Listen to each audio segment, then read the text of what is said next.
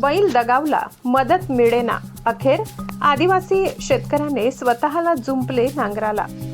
प्रशासकीय अनास्थेमुळे आदिवासी शेतकरी विवंचनेत. स्वतःला नांगराला जुंपून शेती करण्याची वेळ.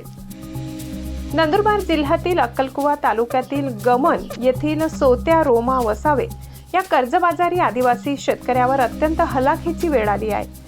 शेतीचा मुख्य आधार असलेला बैल दगावल्यानंतर त्यांनी नवीन बैल खरेदीसाठी शासनाकडे सानुग्रह अनुदानासाठी वारंवार अर्ज केले.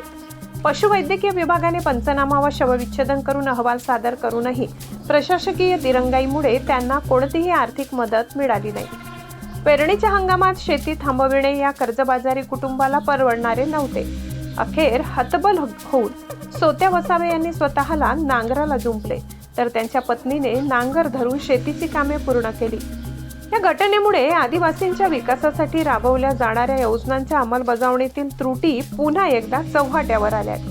तहसीलदार विनायक घुमरे यांनी कर्मचारी प्रशिक्षणासाठी बाहेर असल्याचे कारण देत मदतीचे आश्वासन दिले आहे. मात्र या घटनेने प्रशासकीय यंत्रणेच्या असंवेदनशीलतेवर प्रश्नचिन्ह निर्माण केले असून पीडित शेतकऱ्यांना तातडीच्या मदतीसाठी जलद यंत्रणेची गरज व्यक्त होत आहे. सप्तनगरी न्यूज ब्युरो रिपोर्ट, अक्कलकुवा.